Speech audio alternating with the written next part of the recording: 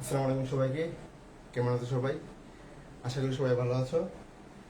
আসলে আমাদের গ্রুপে হচ্ছে আমরা সাপ্তাহিক ক্লাস নিই। আমি সাপ্তাহিক ক্লাস বলতে শনি সম্বুধ 3 দিন হচ্ছে 7টা 15 অথবা 7:30টার দিকে হচ্ছে ক্লাসটা নিই। তো আজকে একটু আমার সময় শর্ট, তাই হচ্ছে আমি 7টা 15 দিকে আর কি ক্লাস নেবো আর কি। তো তোমরা যারা আমার লাইভটা দেখতেছো, তোমাদেরকে রিকোয়েস্ট করবো যাতে তোমরা লাইভটা প্লিজ কাইন্ড সবার কাছে শেয়ার করো, বন্ধুদের মেনশন করো। ক্লাসটা হচ্ছে 5 মিনিটের মধ্যে ক্লাসটা শুরু করবো। আমি একটু আমার বিভিন্ন স্টুডেন্ট চ্যাট গ্রুপ এগুলোতে আমি একটু লাইভটা শেয়ার করি। তোমরা একটু কাইন্ডলি লাইভটা শেয়ার করে জানাও। আর সবকিছু ক্লিয়ার কিনা, বোর্ড ক্লিয়ার কিনা, এটা একটু আমাকে কাইন্ডলি জানাও। 5টা মিনিটের মধ্যে আমি হচ্ছে ক্লাস শুরু করে দেবো। বেশিক্ষণ আমি লাইভে টাইম নেই না, জাস্ট তোমার বলা চলে 40 মিনিট 30 মিনিট এরকম অল্প অল্প টপিকের ভিত্তি করে আমি হচ্ছে ক্লাস নিয়ে থাকি। দিলীপ কুমার মন্ডল, আদাব, কেমন আছো ভাই? আচ্ছা, আর লাইভটা হচ্ছে ক্লিয়ার কিনা, বোর্ড ক্লিয়ার কিনা, সবকিছু ক্লিয়ার কিনা একদম, তারা আমাকে একটু জানাই দিবা, ঠিক আছে? তারা আমাকে একটু জানাই দাও। আর সবাই লাইভটা প্লিজ শেয়ার করে দাও ফ্রেন্ডদের কাছে। হ্যাঁ, সবাই লাইভটা ফ্রেন্ডদের কাছে শেয়ার করে দাও। আমি একটু আমার স্টুডেন্টদের কাছে, সবার কাছে আমি শেয়ার করতেছি, তোমরা একটু শেয়ার করে দাও।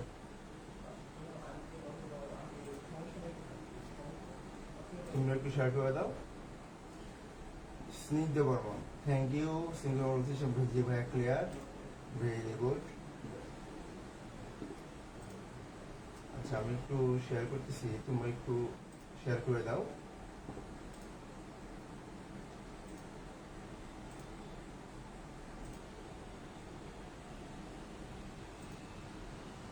আর যারা যারা লাইভে আছে তাদেরকে বলবো তারা একটু ফ্রেন্ডদের মেনশন করে দাও, ফ্রেন্ডদের মেনশন করে জানাও, লাইভটা শেয়ার করো। আর হ্যাঁ, লাইক শেয়ার বা হচ্ছে আমাদের ফেসবুক গ্রুপে যেহেতু নতুন, আমার পূর্বে হচ্ছে 47,000-এর একটা গ্রুপ ছিল, ওই গ্রুপটা হচ্ছে তোমার ফেসবুক থেকে রেস্ট্রিক্টেড হয়ে গেছে, ঠিক আছে? তো যার জন্য হচ্ছে আমার এই নতুন গ্রুপ খোলা। তার এই নতুন গ্রুপ খোলার সুবাদে হচ্ছে গ্রুপে কিন্তু একটা কন্টেস্ট চালু হচ্ছে, 20,000 টাকা গিফটের কন্টেস্ট, ঠিক আছে? তো যারা এই কন্টেস্টে অংশগ্রহণ করতে ইচ্ছুক তারা হচ্ছে গ্রুপে ধুমধাম হচ্ছে মেম্বার এড করতে শুরু করো। জাস্ট মেম্বার এডিং এর মাধ্যমে পেয়ে যাবে হচ্ছে আকর্ষণীয় পুরস্কার। বিস্তারিত জানতে পারবা আমাদের ফেসবুক গ্রুপের পিন পোস্টেই। কারণ যেহেতু নতুন গ্রুপ, সেজন্য হচ্ছে তোমাদের জাস্ট মজার ছলে গ্রুপের একটু গ্রো আপ করার সুযোগ আর কি, আর কিছু না।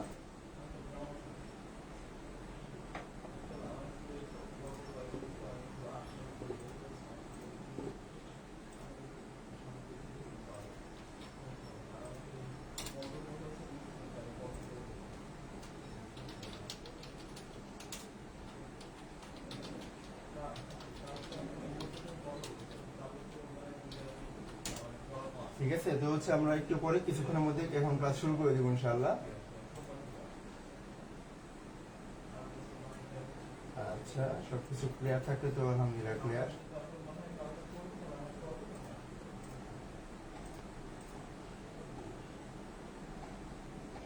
আর বেশিক্ষণ টাইম নিব না, 2 মিনিটের মধ্যেই শুরু করে দেবো।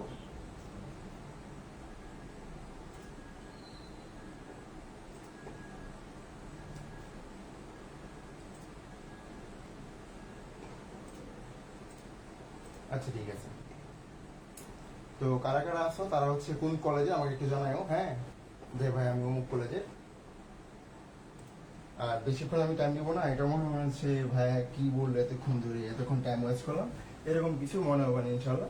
আমি একদম খুবই শর্ট শর্ট করে 30-45 মিনিট পিরিয়ডের ক্লাস নিয়ে থাকি। এখানে 2-3টা টপিক, 1-2টা টপিক আমি পড়াই।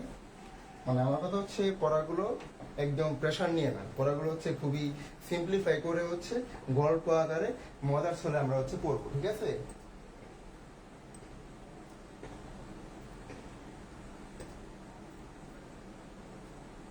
আচ্ছা, কারো কোনো এখন কমেন্ট নাই, আমি হচ্ছে আমার ল্যাপটপে আমার ওপেন করে আছে, এখান থেকে আমি হচ্ছে কমেন্ট দেখতে পাই, সমস্যা নাই।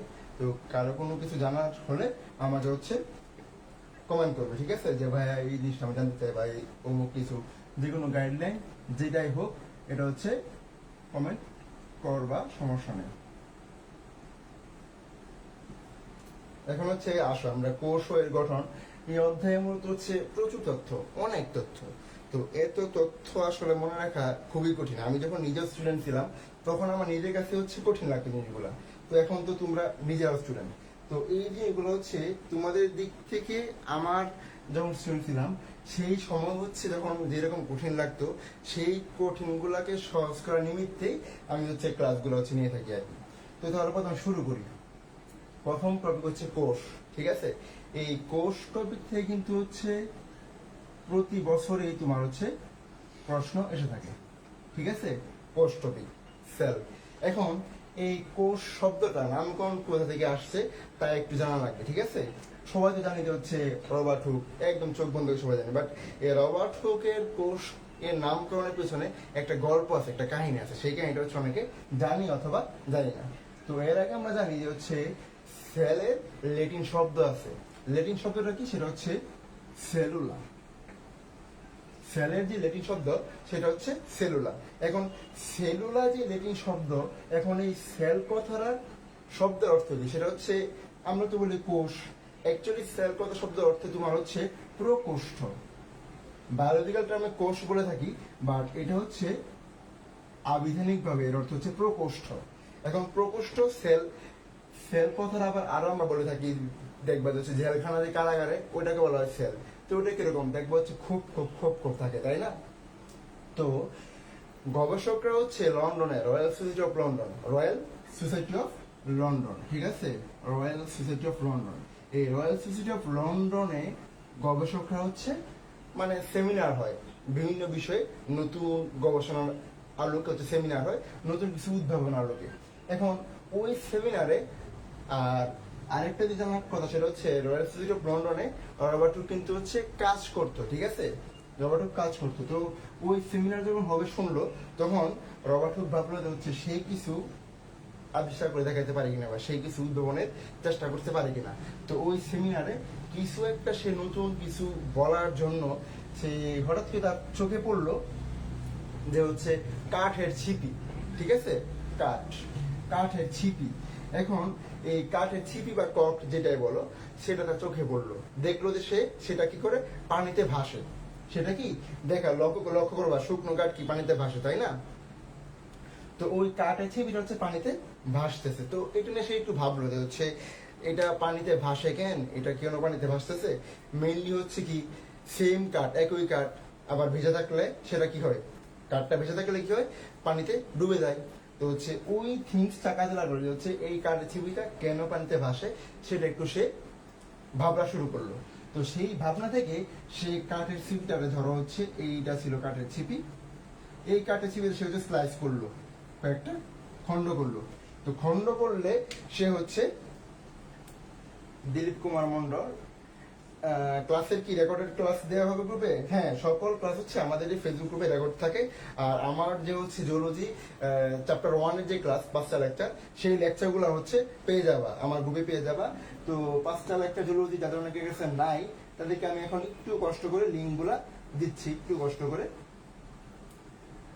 জাস্ট একটু টাইম নিয়ে আমি লিঙ্কগুলো দিচ্ছি, লোডিং হোক। আচ্ছা, তো যেটা বলছিলাম কাঠের ছিপ হচ্ছে 5টা মানে হচ্ছে ধরো কয়েকটা স্লাইস করলো, খণ্ড করলো। তো এই খণ্ড করে সেটা হচ্ছে মাইক্রোস্কোপ বা বিভিন্ন যন্ত্রে সে হচ্ছে দেখলো। দেখার পর সে দেখতে পেল যে ওইগুলো হচ্ছে কয়েকটা, অনেকগুলা। আমি একটু ওই পূর্বের ক্লাসের লিঙ্কটা হচ্ছে খুঁজতেছি, সেজন্য হচ্ছে এখন আমার এদিকে। তো হচ্ছে ওই খণ্ডটা সে দেখলো যে এখানে প্রত্যেকটা খণ্ডে অনেক প্রকোষ্ঠ, এরকম প্রচুর প্রকোষ্ঠ, অনেক প্রকোষ্ঠ, ঠিক আছে? এরকম অনেক প্রকোষ্ঠ দেখতে পাইতেছে, ঠিক আছে? অনেকগুলা প্রকোষ্ঠ দেখতে পাওয়া যায়। তো হচ্ছে ওই প্রকোষ্ঠটা নিয়ে সে হচ্ছে ভাবনা শুরু করলো যে এগুলো হচ্ছে কিসের প্রকোষ্ঠ, এই প্রকোষ্ঠগুলো হচ্ছে কি, মানে এগুলোতে কি থাকে, এটা নিয়ে সে হচ্ছে ভাবনা শুরু করলো। পূর্বের ক্লাসগুলোর লিঙ্ক আমি কমেন্টে দিয়ে দিলাম। আচ্ছা, এখন আসি আমরা। তো এই যে সে কাঠের সিঁড়ি থেকে সে দেখলো যে এখানে ভিতরে অনেকগুলো এরকম ফাঁকা ফাঁকা স্থান আছে, প্রকোষ্ঠ। তো যেরকম আমরা দেখো যে মৌমাছি চাক দেখছো কেউ? মৌমাছি চাক, মৌচাক কেউ দেখছো? মৌচাক কিরকম থাকে দেখবো হচ্ছে এই যে এরকম এরকম এরকম এরকম এরকম ছোট ছোট ছোট ছোট কি ফাঁকা থাকে না, ওইটাও কিন্তু একটা ওই যে সেল টাইপ, এই যে এগুলো এরকম কোষ এরকম ফাঁকা থাকে, তাই তো। তো এই ব্যাপারটা আবার বায়োলজিক্যাল টার্মে বলা হয় কোষ গহ্বর, ফাঁকা স্থান। ঠিক আছে, গহ্বর মানে হচ্ছে ফাঁকা স্থান। এখন আসো, এখন এই যে ফাঁকা ফাঁকা স্থান দেখতে পাই, তো এইটাকে সে হচ্ছে নাম দেয় কি, সে নাম দেয় হচ্ছে প্রকোষ্ঠ, সেলুলা। এই সেলুলা থেকে আসছে হচ্ছে সেল। তো হচ্ছে এখন এই যে পুরো ব্যাপারটা এখানে সে দেখতে পেলো, কাটে চিবি দেখে সে হচ্ছে এটা দেখতে পায় কোষের মতো। তো এই জিনিসটা সে হচ্ছে আমি কোন সালে, বায়োলজিক্যাল টার্মে সাল এত লাগে না, তবে কিছু কিছু সাল হচ্ছে জানা লাগে। এই সালগুলো আমি হচ্ছে তোমার বলে দিব। তো কোষ যে রবার্ট হোক এই জিনিসগুলো হচ্ছে রয়্যাল সোসাইটি অফ লন্ডনে সে দেখতে পায়, উদ্ভাবন করে বা হচ্ছে জানায় সভাতে। এটা করে কত সালে, 1665 সালে। কত সালে, 1665 সালে। এই 1665 সালে এই কথাগুলোকে বলে রবার্ট হুক। ঠিক আছে, এই কথাগুলো বলা হচ্ছে রবার্ট হুক। এখন এই যে রবার্ট হুকের কথাগুলো বলে, এটা সে আমরা যে কোনো কিছু, যেমন দেখো আমার নিজের একটা কি বায়োলজি ম্যাজিক বুক আছে, আমি বায়োলজি ম্যাজিক বুকে খুব সুন্দর করে হচ্ছে সাজানো গুছানো, যে আমার এখানে সবকিছু তোমার জন্য সাজিয়ে, মানে একদম দুইটা প্রাণী বিজ্ঞান আর উদ্ভিদ বিজ্ঞান দুইটা বই, মেইন বই 700 পেজের মধ্যে, এটাকে আমি প্রায় 150 থেকে 200 পেজের মধ্যে আনছি, থার্ড এডিশন 200 পেজ করবো ইনশাল্লাহ। তো এই যে আমি আনলাম, এটা কি আমার একটা বই বা গ্রন্থে আনছি। তো সকল কিছু নিজের ব্যক্তিত্ব বা নিজের যে মতামত বা নিজের যা কিছু নতুন উদ্ভাবন সেটাকে একটা গ্রন্থে করে, তাই তো। তো এই যে রবার্ট হুক এই যে উপাত্তগুলা বললাম তখন, এইগুলা সে একটা গ্রন্থে বলছে। সেটা কি, সেটার নাম হচ্ছে মাইক্রোগ্রাফিয়া। এখন এই কথাটা অনেকের হচ্ছে মনে থাকে না, যে হচ্ছে গ্রন্থের নামটা কি মনে থাকে না। এখন দেখো, যে কোনো নিজের যে কোনো কিছু হচ্ছে, দেখো আমরা জানি তো বায়োগ্রাফি, এটা জানি তো, গ্রাফি কথাটা কিন্তু থাকি, গ্রাফি বা গ্রাফি এটা হচ্ছে সেম টার্ম।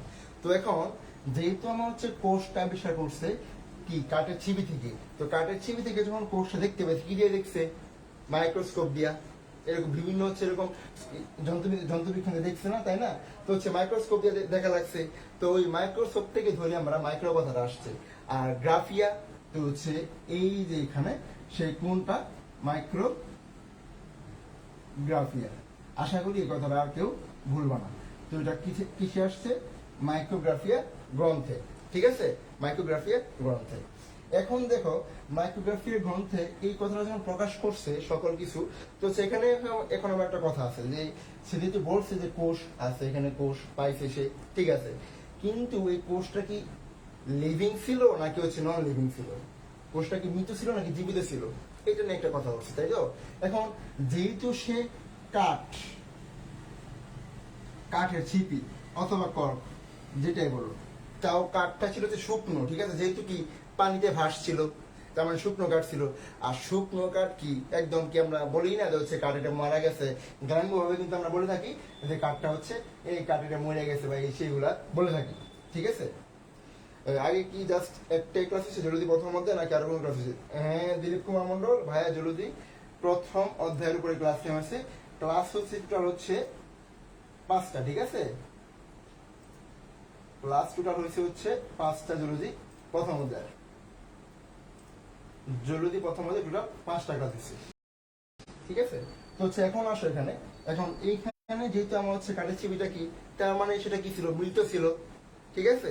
তাহলে এখানেও কারো কোনো প্যাচ লাগার কারণ নাই, যে হচ্ছে এভাবে মুখস্থ দরকার নাই, যে হচ্ছে রবার্ট হুক মৃত কোষ এমনি অনেকে মুখস্থ করে পড়ছি না, আমি নিজেও পড়ছি, কোনো দরকার আছে। এই যে গল্পটা বললাম, কাজ করতো, এখানে একটা সভা হলো, সভাতে সে কিছু আবিষ্কার করার নিমিত্তে সে দেখতে পেলো তখন যে পানিতে কি ভাসে, একটা কাঠ ভাসে। কাঠ ভাসে মানে কি, শুকনো কাঠ। তো শুকনো কাঠ সাধারণত কি থাকে, মৃত থাকে। তো হচ্ছে শুকনো কাঠের কোষগুলো কিরকম থাকবে, সেই পাইছে একটা সেলুলার টাইপ, যেটাকে বলা হচ্ছে এই যে এরকম ছিদ্র ছিদ্র ছিল, কোষ গহ্বর। তো হচ্ছে এই এরকম কোষ ছিদ্র ছিদ্র আমরা কোথায় পাইছি, আর মৌচাক দেখছো কেউ, মৌচাকে দেখবে এরকম এরকম ছিদ্র ছিদ্র, অনেক সূক্ষ্ম ছিদ্র ছিদ্র থাকে। নাইলে গুগলে সার্চ করবা মৌচাক লিখে দেখবা এরকম ছিদ্র পেয়ে যাবা, ঠিক আছে। তাহলে কি রবার্ট হুক হচ্ছে মৃত কোষ আবিষ্কার করছে। এখন এই সেলের প্রতিশব্দ, যেহেতু আমি আগে বলছি সেলের আবেদনিক অর্থগত ভাবে সেলের অর্থ কিন্তু কোষ না, সেলের অর্থ হচ্ছে কি প্রকোষ্ঠ, ঠিক আছে। তো হচ্ছে এখন এই বায়োলজিক্যাল টার্মে সেলের প্রতিশব্দ দেওয়া হয়েছে তোমার হচ্ছে কোষ বা কি জীবকোষ, ঠিক আছে, কোষ বা জীবকোষ দেওয়া হয়েছে। এখন এইখানে এই যে আমরা যা বললাম এইগুলা নিয়ে হচ্ছে আমরা কথা বললাম। এখন এইখানে কথা বলার পরেও যেহেতু আমরা বলছি যে হচ্ছে এটা কি মৃত কোষ, এখন জীবিত কোষ তো কি আবিষ্কার করবে, তাই না, যেহেতু মৃত কোষ আবিষ্কার করা হয়েছে। তো ওই জীবিত কোষটা আবিষ্কার করে কে? জীবিত কোষ আবিষ্কার করা হচ্ছে অ্যান্টনি ভ্যান লিওনহুক। সে কি করে? অ্যান্টনি ভ্যান লিওনহুকটা হচ্ছে জীবিত কোষ আবিষ্কার করে, ঠিক আছে। Antony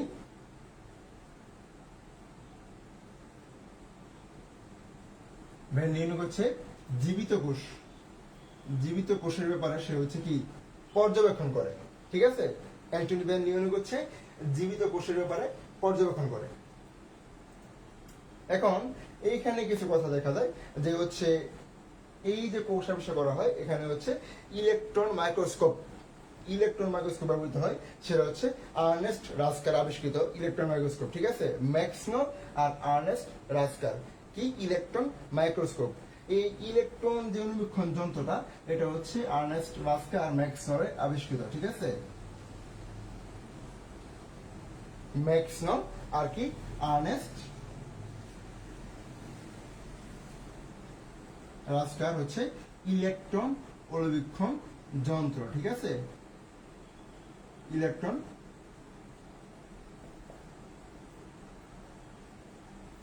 electron microscope. আচ্ছা এখন দেখো, আচ্ছা কারো কোনো এখানে কমেন্ট নাই, সমস্যা নাই। তো এখন এখানে এরপরে কোষ নিয়ে ওনাকে মতবাদ দিচ্ছে, তাই তো। কোষ নিয়ে দেখবো অনেকে কোষের সংজ্ঞা, কোষের সংজ্ঞা নিয়ে যে তোমাদের হাসান স্যারের বইয়ে 3টা মতবাদ আছে, 3টা বা 4টা মতবাদ আছে। তোমার জিন ব্র্যাকেটের আছে, তারপর লুইন সিকিবিজের আছে, তারপর তোমার হচ্ছে ডি রবার্টিসের আছে। তো হচ্ছে আমি যেটা প্রেফার করবো সেটা হচ্ছে ডি রবার্টিসের মতবাদটা হচ্ছে ছোটর মধ্যে পূর্ণাঙ্গ কথা আছে। ডি রবার্টিসের মতে হচ্ছে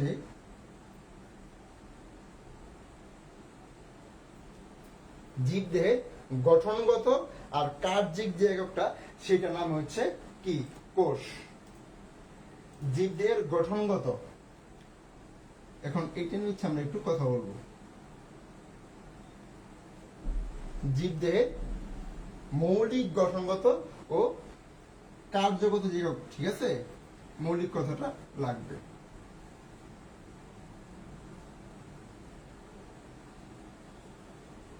কার্যগত একক কি কোষ। এখন দেখো শুধু গঠনগত বললেও পারত কোষ, এটা হচ্ছে বলা হয়েছে যে গঠনগত মৌলিক একক। এটা হচ্ছে কে বলছে? জিন ব্র্যাকেট। জিন ব্র্যাকেট বলছে যে জীবদেহের মৌলিক গঠনগত এককটা হচ্ছে কোষ, এটা বলছে হচ্ছে জিন ব্র্যাকেট।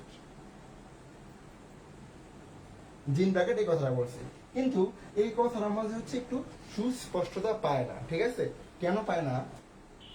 কারণ দেখো যেহেতু একটা কোষ একটা সেল, ঠিক আছে, প্রতিটা কোষ সম্মিলিত হয়ে জীবের কি একটা গঠন, জীবদের একটা গঠন তৈরি করে।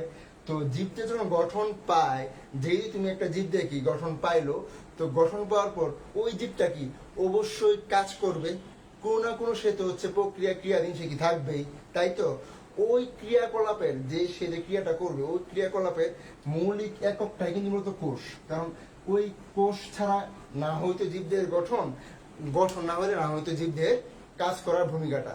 তো তাহলে কি জীবদের মৌলিক গঠনগত আর কার্যগত এককের নামটা হচ্ছে কোষ। তো কোষের সংজ্ঞা নিয়ে আর কারো কোনো কনফিউশন হওয়ার কথা না, ঠিক আছে। আচ্ছা আচ্ছা কারো কোনো কমেন্ট নাই, কারো কোনো কমেন্ট থাকলে করতে পারো, সমস্যা নেই। এখন আসো, এখন হচ্ছে আমরা দেখব যে কিভাবে হচ্ছে আমরা কোষের বৈশিষ্ট্যগুলো হচ্ছে আমরা দেখব, ঠিক আছে। কোষের বৈশিষ্ট্যের ক্ষেত্রে আসো যে এখানে মূলত প্রথমে কি কি আমরা পাবো, একটা কোষের বৈশিষ্ট্যতে আমরা কি কি পাবো, এখানে একটা কোষ কি কাজ করে মূলত সবকিছু হচ্ছে এখানে আমরা দেখবো। হ্যাঁ, তো কোষের বৈশিষ্ট্য ক্ষেত্রে দেখো যে হচ্ছে একটা জীবের জন্য প্রয়োজনীয় যে সকল উপাদানটা লাগে, প্রয়োজনীয় একটা একটা জীব তৈরি করতে গেলে, দেহের গঠন করতে গেলে তার তো উপাদান লাগবে। ওই উপাদানগুলো তোমার হচ্ছে মেইনলি কি কোষের মাধ্যমে কিন্তু সেটা সাপ্লাই হবে, কোষটা কিন্তু সেটা ভূমিকা রাখবে। তাহলে কি জীবের প্রয়োজনীয় সকল উপাদান, এখন ওই সকল উপাদানটা তোমার হচ্ছে গাঠনিক কাজেও লাগতে পারে, আণবিক কাজেও লাগতে পারে। এখন তোমার হচ্ছে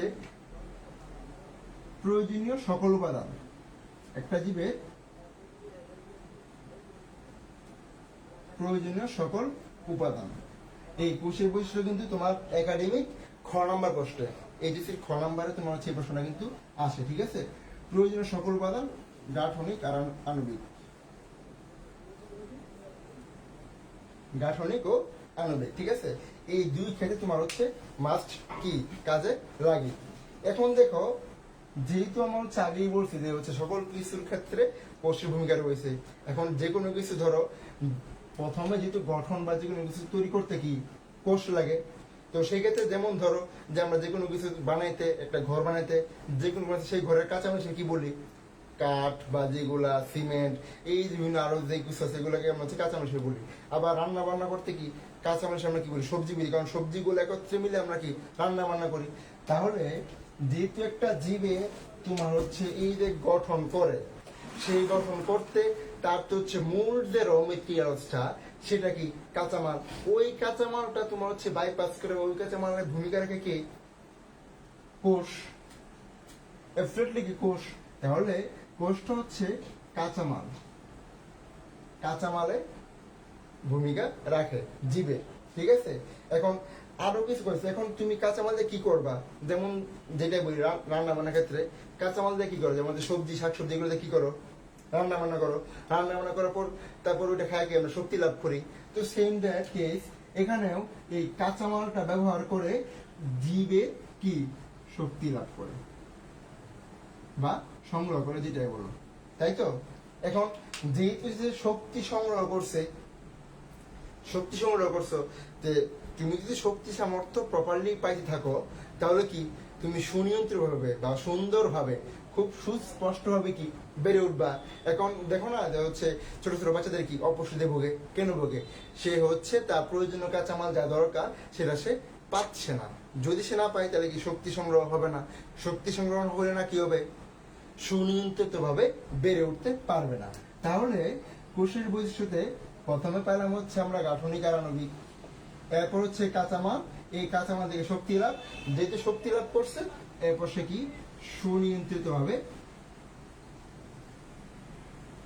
বেড়ে উঠবে, তাই তো। এখন সুনিয়ন্ত্রিত ভাবে বেড়ে ওঠার পর, যেহেতু তুমি সুনিয়ন্ত্রিত ভাবে কি বেড়ে উঠতেছ, কেউ যখন সুনিয়ন্ত্রিত ভাবে বেড়ে উঠতে থাকে, তো আশপাশ বেড়ে উঠলে তো হচ্ছে আশপাশ অনেক অকারেন্স হয়, অনেক কিছু তোমার হচ্ছে এখানে অন্য মানুষজন থাকে, মানে হচ্ছে জাস্ট গল্প আকারে অনেক মানুষজন থাকে, তো তাদেরকে তোমার হচ্ছে যে কোনো কিছু ধরো কেউ তোমাকে একটু নেগলেক্টের কথা বলতে পারে, বা কেউ তোমার হচ্ছে একটু একটু আক্রমণ করতে পারে। তো এই যে একটা সারা, এই সারাটা হচ্ছে রেসপন্স করাটা কি করতে পারো বেড়ে ওঠার সাথে সাথে। যেমন ধরো তুমি যখন ছোট ছিলে, একদম ছোট পিচ্ছি ছিলা, একদম বাচ্চা, তখন কি তুমি হচ্ছে বাইরে কারোর সাথে তুমি যে কোনো কিছুর প্রতি রেসপন্স বা সাড়া দিতে পারতা না। যখন তুমি সুনিয়ন্ত্রিত ভাবে বেড়ে ওঠা শুরু করছো, তখন তুমি হচ্ছে বাইরের যে কোনো উত্তেজনা বা যে কোনো পরিবেশের প্রতি সাড়া দিতে পারছো। সেম দ্যাট কেস একটা জীব দেহটাও কোষের ক্ষেত্রেও সেম, যে সে সুনিয়ন্ত্রিত ভাবে বেড়ে ওঠার পর সে কিন্তু কি করে, বেড়ে ওঠার পর চারপাশের যে কোনো উত্তেজনার প্রতি কি সাড়া দিতে পারে, বেড়ে ওঠার পর চারপাশের যে কোনো উত্তেজনার প্রতি সে কি সাড়া দিতে পারে। তো এই কোষের বৈশিষ্ট্যগুলা কি আর মুখস্থ করা লাগবে? এগুলো তো হচ্ছে একটা হচ্ছে আমরা কি একদম ঠাড়া মুখস্থ করতাম, ঠাড়া মুখস্থ করার কোনো কাহিনী নেই, ঠিক আছে। জাস্ট বুঝে বুঝে একটা সিকোয়েন্স আকারে গল্প করে পড়বা। এখন যেহেতু তুমি যে কোনো উত্তেজনার প্রতি রেসপন্স করতে পারতেছো, তার মানে কি, এখন যেহেতু তুমি রেসপন্স করা শিখে গেছো, যেহেতু তুমি রেসপন্স করতে পারতেছো, তার মানে একটা পরিবেশের তারতম্যের যে ভারসাম্যতাটা তুমি বুঝতে পারতেছো, যে হচ্ছে কোন পরিবেশে কিভাবে থাকা লাগবে, কোন পরিবেশে কোনটা রেসপন্স করা লাগবে, কোন সময় হচ্ছে মাথা গরম করে তোমার সিচুয়েশনটা হচ্ছে হ্যান্ডেল করা লাগবে, আর কোন সময় মাথা ঠান্ডা রাখতে হবে।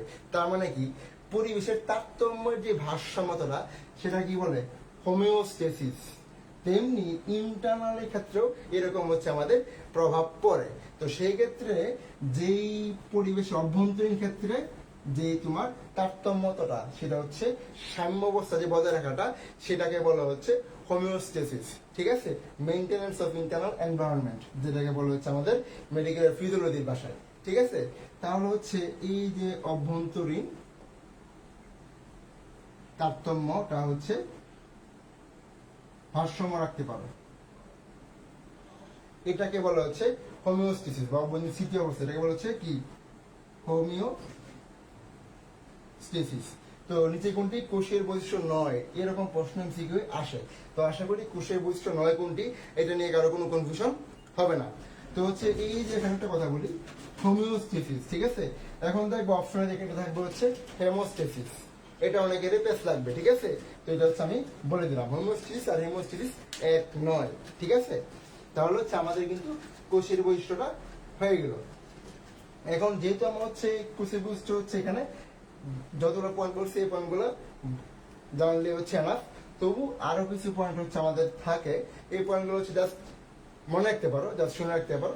পয়েন্টগুলো কি কি থাকতে পারে? এখন যেহেতু হচ্ছে পরিবেশের ভারসাম্য রাখতে পারতেছো, এরপরে কি কাল পরিক্রমা হচ্ছে কি অভিযোজিত হতে পারবা। কাল পরিক্রমা অভিযোজিত হওয়া, তারপর হচ্ছে তোমার কোষের যে বিপাক, যে মেটাবলিজম। ঠিক আছে, যে কোষের কি মেটাবলিজম হয়, প্রত্যেকটা কোষের হচ্ছে বিভাগ ক্রিয়ার কার্যাবলী আছে, এগুলোকে কেন্দ্রে ভূমিকা রাখে, এগুলো হচ্ছে আমরা সামনে জানবো। তো হচ্ছে কোষের বিভাগ হচ্ছে সম্পন্ন করে, তা আবার কি নির্দিষ্ট সময় পর পর কি কোষটি আবার কি মৃত্যুবরণ করে, আবার সেই কোষ হচ্ছে আবার তোমার হচ্ছে উৎপাদিত হয়। এখন আমরা পরের টপিকে বিষয় হচ্ছে কোষীয় অঙ্গাণু ক্ষেত্রে কোষের প্রকারভেদ, এগুলো হচ্ছে আমরা এখন দেখবো। ঠিক আছে, এখন হচ্ছে আমরা এগুলো দেখবো। তো এইগুলো দেখার ক্ষেত্রে আচ্ছা আর কোনো কমেন্ট নেই, তাই তো? আচ্ছা ঠিক আছে। তো এই যে কোষ নিয়ে এত কথাবার্তা বলা হলো, কোষ নিয়ে আমরা এখন হচ্ছে প্রকারভেদ, কোষের কি আছে না আছে, এই জিনিসগুলো হচ্ছে আমরা এখন দেখবো। ঠিক আছে, এই জিনিসগুলো দেখার ক্ষেত্রে দেখো এখানে হচ্ছে কোষবিদ্যা। ঠিক আছে, এটাকে হচ্ছে কোষবিদ্যা বলে। যে কোনো কিছু আমরা যে হচ্ছে দেখি বা হচ্ছে করি, জীববিদ্যা, যেমন হচ্ছে প্রাণীবিজ্ঞান। এখন বলতে পারো যে হচ্ছে এই যে বায়োলজি শব্দ, এটা নামকরণ কে করছে? ঠিক আছে, নামকরণ করছে, এটা নামকরণ করছে হচ্ছে ল্যামার্ক। আবার হচ্ছে উদ্ভিদ বিজ্ঞান, যেটা পড়তেছো এখন আমরা, উদ্ভিদ বিজ্ঞানের কে? থিওফ্রাস্টাস। প্রাণী বিজ্ঞান কে নামকরণ করছে? প্রাণী বিজ্ঞানের ক্ষেত্রে জনক কে? প্রাণী বিজ্ঞান জনক হচ্ছে কি? এরিস্টল। তো হচ্ছে এই জিনিসগুলো হচ্ছে কি জানা লাগবে। এখন কোষবিদ্যাতে আসো বা সাইটোলজি যাকে বলে, কোষবিদ্যা হচ্ছে যে শাখা হচ্ছে কোষের প্রকারভেদ, কোষ সম্পর্কে যাবতীয় কোষের ভৌত রাসায়নিক গঠন সবকিছু, মানে কি সাইটোলজি। সাইটোলজি। ঠিক আছে, তো হচ্ছে সাইটোলজি কথাটা মূলত হচ্ছে যেখান থেকে আসছে, এটা তোমার হচ্ছে গ্রিক শব্দ থেকে আসছে। ঠিক আছে, এই সাইটোলজিটা মূলত তোমার গ্রিক শব্দ, এখানে আমরা কি কাইটস পাই, কাইটস। ঠিক আছে, গ্রিক শব্দ কাইটস। আর আমরা তো রিলেটিভ জানি, সেলের সাথে কি সেলুলা ছিল, সেলুলা।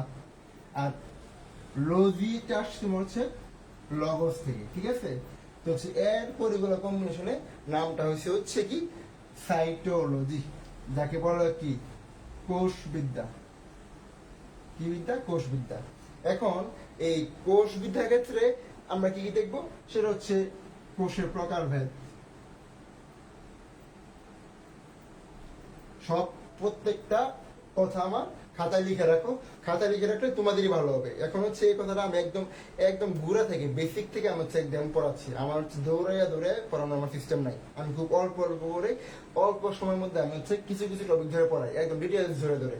এইগুলো হচ্ছে টপিক অনেকে পড়ায় না, জাস্ট ডিরেক্ট কোষের নামকরণ কে করছে পড়ায়, তারপর ডিরেক্ট তোমার হচ্ছে প্রকারভেদ, উদাহরণ, শেষ। কিন্তু এই যে বেসিক গুলা, কোষ কি, কোষের বৈশিষ্ট্য, একদম সবকিছু গোড়া থেকে আমি পড়াচ্ছি। আশা করি তোমাদের অবশ্যই উপকার হবে। ঠিক আছে, তো কোষের প্রকার, তারপর হচ্ছে কোষের কি ভৌত রাসায়নিক যে ব্যাপারগুলো আছে, ভৌত রাসায়নিক গঠন, তাই তো? ভৌত রাসায়নিক গঠন, জৈবিক ক্রিয়া বৃদ্ধি। হ্যাঁ হামিম, কি খবর? ওয়ালাইকুম আসসালাম।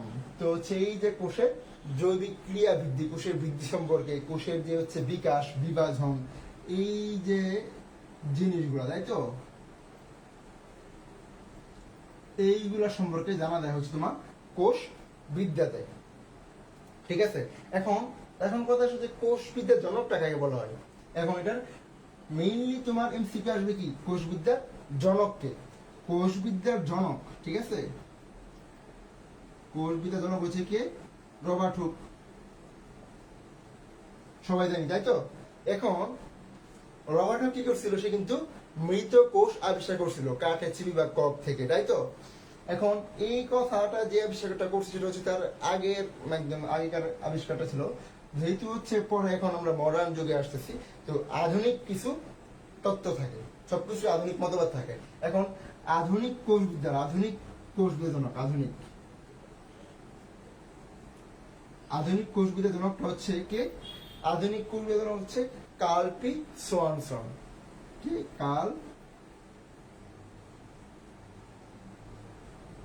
কার্ল পি সোয়ানসন হচ্ছে আধুনিক কোষ বিদ্যার জনক। ঠিক আছে, আধুনিক কোষ বিদ্যার জনককে কার্ল পি সোয়ানসন। আর আমি আজকে যতটুকু টপিক পড়াবো, আমি ঠিক ততটুকু টপিকের উপর আগামীকাল রাত 10টায় পরীক্ষা থাকবে। সবাই গ্রুপে পরীক্ষা দেবে ইনশাআল্লাহ। তো এখন দেখো, দুইটা জনক আমরা জানতে পারলাম। এখন কোষ তত্ত্ব আছে কিছু, কোষে কিছু তত্ত্ব আছে, হচ্ছে সেলের থিওরি। সবকিছুর একটা থিওরি থাকে। তো এই থিওরি গুলা মূলত 3 জন মিলে দিচ্ছে। ঠিক আছে, 3 জন, তোমার হচ্ছে স্লেডেন, থিওডর সোয়ান, আর হচ্ছে ধরো আরেকটা হচ্ছে তোমার থিওডর সোয়ান, জ্যাকব স্লেডেন। এরা মিলে তোমার হচ্ছে এই কোষ তত্ত্বগুলো হচ্ছে দিছে আরেকজনকে রোড অফ ভার্চু। ঠিক আছে, এখন এইটা হচ্ছে কেমন মনে রাখবা, একটু প্যাচ লাগতে পারে তাই তো। তো হচ্ছে এটা মনে রাখার জন্য সিভিট, ঠিক আছে, সিভিট। এখন সিভিট দিয়ে মনে রাখতে পারো হচ্ছে এই যে সি ভিটি। ঠিক আছে, সিতে হচ্ছে থিওডর সোয়ান, সরি, এখন হচ্ছে আমি একটু বিতে হচ্ছে ভার্চু, টিতে হচ্ছে থিওডর সোয়ান। ঠিক আছে, আর সিতে হচ্ছে স্লেডেন, ভার্চু, আর হচ্ছে থিওডর সোয়ান। এই 3 জন, আচ্ছা সাইয়েদা তাবাসসুম, হ্যাঁ পরে করতে পারবে, সমস্যা নেই। যারা যারা সম্ভব তারা হচ্ছে যখনকার ক্লাস তখনকার করলে আলাদা একটা হচ্ছে এটা ব্যাপার কাজ করে, মানে হচ্ছে সবকিছু যখন বোঝা যায়, আবার হচ্ছে প্রশ্নগুলো করতে থাকলে যে কোনো না বুঝলে সেটা প্রশ্ন করা যায়। তো হচ্ছে যখন ক্লাস তখন থাকলে সবচেয়ে বেস্ট, আর না থাকলে সমস্যা নেই। এখন দেখো কোষ তত্ত্ব, এই 3 জন হচ্ছে কি কোষ তত্ত্ব। কোষ তত্ত্ব দিয়েছে হচ্ছে এই 3 জন। ঠিক আছে,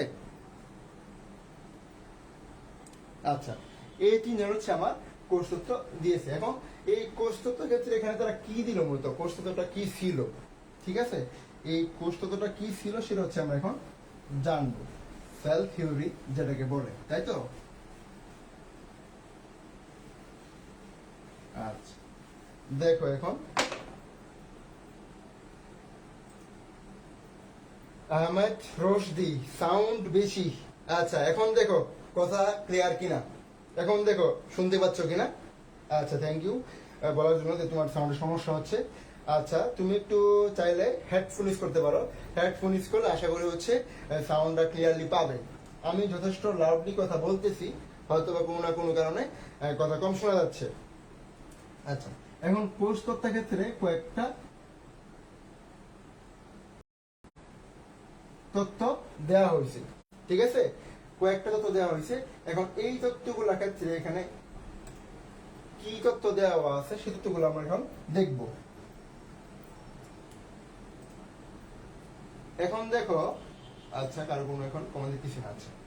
এখন দেখো এই তথ্যের ক্ষেত্রে মূলত প্রথম 1 নম্বরে দেখবা যে তথ্যটা বলা ছিল হচ্ছে এই যে জীবের সত্তার গাঠনিক যে এককটা, সেই শারীরবৃত্তীয় বা গাঠনিক এককের কথা বলা আছে। এখানে মূলত নতুন কোনো কথা নাই। আগে আমরা কোষের বৈশিষ্ট্যে বা হচ্ছে কোষের সংজ্ঞা যেগুলো পড়ছি এগুলা জাস্ট ভাগ ভাগ করে পড়ছি আর কি। ওই যে গাঠনিক একক, গাঠনিক একক নিয়ে কথা বলছে। ঠিক আছে, গাঠনিক একক নিয়ে কথা বলছে। এরপর তোমার হচ্ছে গাঠনিক একক, তো হচ্ছে এরপরে কি আছে মৌলিক একক। মানে সংজ্ঞাগুলোরই ভেঙে ভেঙে বলছে, আর কিছু করে নাই। এখন এইটা বা কোষটা কি, বংশগতির একক, কয়েকটা একক আনছে, ঠিক আছে। কোষ কি, গাঠনিক একক, মৌলিক একক, বংশগতির একক। এখন বংশগতির একক কি হবে, শোনো, যেহেতু আমার মৌলিক একক যে কথাটা যেখানে আসছে, গঠনগত একক যেখানে আসছে, এরপর ডে বাই ডে এই কোষ থেকে যেটাই উৎপন্ন হবে, যেটাই হবে, এরপর বংশ পরম্পরায় এই কোষগুলো থেকে জীবদের যাই হয় সেইটার একক কিন্তু কি থাকে, কোষই থাকে। তাহলে কি, গাঠনিক একক, মৌলিক একক, বংশগতির একক সবগুলো হচ্ছে কি, কোষ। এরপর হচ্ছে লাস্টে আমার কি বলা আছে, যে হচ্ছে সর্বোপরি সর্বপ্রকার জীবই কি, এক বা একাধিক কোষ দ্বারা গঠিত। মানে এরপর সর্বপ্রকার জীবের কথা বলা হয়েছে, যেটা এক বা একাধিক কোষ। এক বা একাধিক কেন বলা হয়েছে, কারণ কি, এক কোষী কোষও কি আমার আছে, এক কোষী কোষও কিন্তু আছে, সেই কারণে একের কথাটা বলা হয়েছে, এক বা একাধিক কোষ দ্বারা কি গঠিত, ঠিক আছে। আচ্ছা, তো কোষতত্ত্ব নিয়ে আর কারো কোনো কথা নেই আশা করি। আচ্ছা, কারো কোনো কমেন্ট দেখতেছি না আপাতত আমি।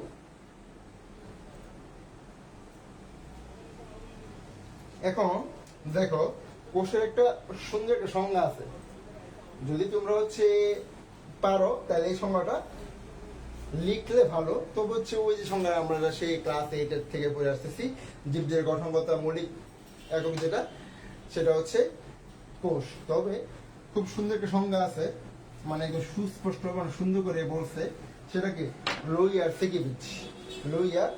সিকিভিচের মতে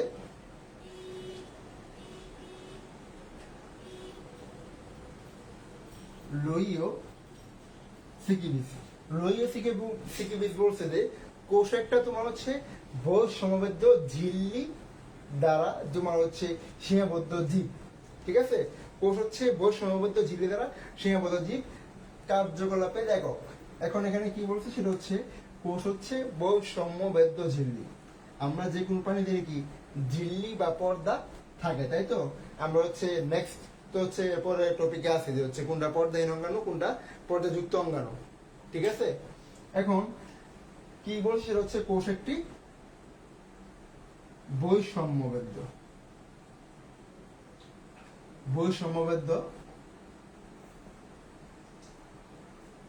ঝিল্লি, তাই তো। বৈষম্যবেদ্য ঝিল্লি দ্বারা সীমাবদ্ধ থাকে, বৈষম্যবেদ্য ঝিল্লি দ্বারা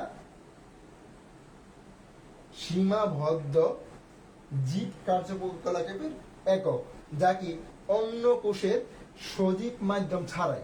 কোষটা কি একটা কোন মাধ্যমের মাধ্যমে সেই কোষ ডেভেলপ করে, সে নিজেই কিন্তু হচ্ছে ডেভেলপ করে থাকে। তাহলে কি, সীমাবদ্ধ জীবের কার্যকলাপ। এখন এই যে কার্যকলাপটা সে কি করে, অন্য কোনো সজীব মাধ্যম ছাড়াই আত্মপ্রজননে সক্ষম। তো এখানে যে কথা আমরা পাইছি সেটা হচ্ছে অন্য কোনো সজীব মাধ্যম তার কি প্রয়োজন পড়ে না, তাই তো। সজীব মাধ্যম ছাড়াই আত্মপ্রজননে সক্ষম। তাহলে কি, কোষটা হচ্ছে আত্মপ্রজনন, নিজেই সে হচ্ছে সক্ষম। এই কথাটা হচ্ছে আনকমন, যেটা আমরা পূর্বে সংজ্ঞায় কি দেখতে পাই না, ঠিক আছে। তো হচ্ছে এই ছিল হচ্ছে প্রথম মূলত কোষ নিয়ে বেসিক কথাবার্তা, ঠিক আছে। মূলত কোষ নিয়ে বেসিক কথাবার্তা ছিল হচ্ছে এই। এখন হচ্ছে চলে যাব কোষের প্রকারভেদে। আমি আর বেশি জানতে পারবো না, হায়াস্ট আর 5 মিনিট আছি, আমার হাতে আর সময় বেশি নেই। যারা আছো এই জাস্ট 5টা মিনিট দেখো। এখন কোষের প্রকারভেদে আসো।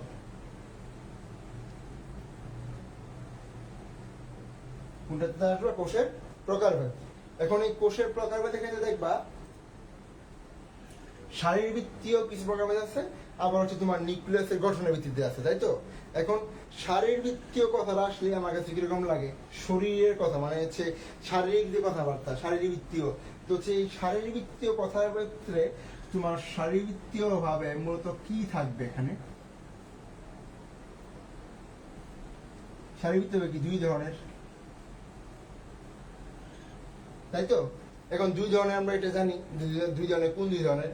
দেহকোষ আর কি জনন কোষ। এখন দেহকোষের একটা নাম আছে, এটা কি? Somatic sell. দেহকোষ অথবা কি সোমাটিক সেল, ঠিক আছে। এখন আরেকটা নাম কি আছে, সেটা হচ্ছে জনন কোষ। জনন কোষ। এখন এই জনন কোষের ইংলিশ নাম কি, সেটা হচ্ছে রিপ্রোডাক্টিভ সেল অথবা গেমেট। আরেকটা কথা বলে রাখি, বায়োলজি পড়ার ক্ষেত্রে এই যে ব্র্যাকেটে ইংলিশ টার্মগুলো আছে, ইংরেজি টার্মগুলো আছে, এগুলো অবশ্যই পড়বা। কারণ মেডিকেল ভর্তি পরীক্ষায় কিন্তু ইংরেজি টার্মিনোলজি দিয়ে খুবই প্রশ্ন আসে জানি, তাই তুমি এটা কিন্তু দেখা লাগবে, ঠিক আছে। জনন কোষ কি রিপ্রোডাক্টিভ, রিপ্রোডাক্টিভ আর কি গেমেট। এখন দেহকোষের ক্ষেত্রে দেখো, দেহকোষটা কি হ্যাপ্লয়েড নাকি ডিপ্লয়েড? মূলত হচ্ছে এটা সবচেয়ে বেশি লাগে, সবচেয়ে বেশি প্রয়োজন। তে দেহকোষটা হচ্ছে তোমার ডিপ্লয়েড থাকে। দেহকোষটা কি ডিপ্লয়েড থাকে। এখন এই দেহকোষটা হচ্ছে আমার মূলত কি করে তারা? দেহকোষটা হচ্ছে, যেহেতু দেহ সোমাটিক অর্গান বা যেটাই বলো, তো এই দেহকোষের ক্ষেত্রে আমার কি করবে? এই যে জীবদের অঙ্গতন্ত্র যে গঠন করে, সেটাকে একটা বডি বা দেহ দিতে করে, তাই তো? ঠিক কিনা? তাহলে জীবদের অঙ্গ প্রত্যঙ্গ গঠনকারী যে কোষটা, সেটা হচ্ছে তোমার দেহকোষ। আর অঙ্গ প্রত্যঙ্গ গঠনে কি কি লাগে? তোমার তো ডিপ্লয়েড সেল কি লাগবেই, নাহলে কি তোমার হ্যাপ্লয়েড হলে কি হইতো? কমে যেত সেল। হ্যাপ্লয়েড তো হচ্ছে আমার মিউসিস দেওয়া হয়, তাহলে হচ্ছে হ্যাপ্লয়েড হলে কি হইতো? তখন তোমার শরীর ঠিক মতো গঠন করতে পারতো না। এখন এই সোমাটিক সেল এর কিছু উদাহরণ আছে, উদাহরণগুলো অবশ্যই পড়া লাগবে। এখন উদাহরণগুলো আমার কোথায় কোথায় আছে একটু দেখি তো। এই উদাহরণগুলো তোমার দেখবা মূল ও কাণ্ডতে আছে। মূল, কাণ্ড, পাতা, স্নায়ুকোষ, এগুলোতে পাবা। মূল, কাণ্ড, পাতা এগুলোতে পাবা। তারপর স্নায়ুকোষ, স্নায়ুকোষ, রক্তকণিকা, এগুলোতে আমরা কি পাবো? সোমাটিক সেল বা দেহকোষ পাবো, ঠিক আছে। এখন দেখো যেই কথাটা আছে, এখন আমরা যে কথা বলবো সেটা হচ্ছে জনন কোষ অথবা গেমেট। এটা তো আমরা জানি কি হ্যাপ্লয়েড। এটা হচ্ছে হ্যাপ্লয়েড। এখন যেহেতু হ্যাপ্লয়েড, তো আমাদের জনন কোষ আমরা জানি কি আছে, আমাদের শুক্রাণু আর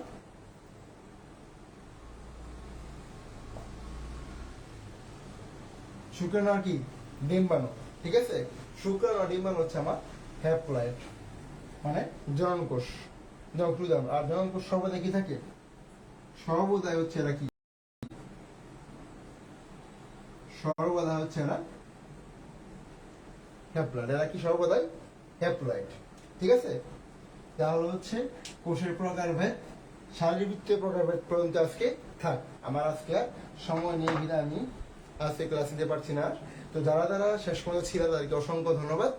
তো এই যে টপিকগুলো আমি পড়াইছি, কি টপিক পড়াইছি, কালকে কি কি উপর পরীক্ষা থাকবে তা আমি একটু বলে দিই, ঠিক আছে। আমি পড়েছি কোন টপিক? কোষ। আমি যা পড়াইছি, ইভেন যা মুখে বলছি, সবগুলোর উপর প্রশ্ন থাকবে, ঠিক আছে। কোনটা কি জনক আমি কিন্তু বলছি, উদ্ভিদবিজ্ঞানের জনক, বায়োলজির জনক, প্রাণীবিজ্ঞানের জনক, কে কি করছে, কোথায় কে গবেষণা করছে, রবার্ট হুক কেমন আবিষ্কার করছে, কোষ, সবকিছু কিছু ডিটেলস বলছি। টপিক কম, কিন্তু আমি কিন্তু অনেক ডিটেলস বলছি। তো সবাই আশা করি পরে কালকে পরীক্ষা দিবা। কোষ, তারপর তোমার হচ্ছে বৈশিষ্ট্য যেগুলো আছে, বৈশিষ্ট্য, প্রকারভেদটা কি, শারীরবৃত্তীয় প্রকারভেদ, এই তিনটা টপিকের উপর 10 থেকে 20 মার্কের পরীক্ষা লাগবে। আমার টাইমের উপর ডিপেন্ড করে আমি কত মার্কের প্রশ্ন করতে পারি। 10 থেকে 20 মার্ক এর মধ্যে প্রশ্ন থাকবে, 10 থেকে 10টা অথবা 20টা। আগামীকাল রাত 10টায় এক্সাম।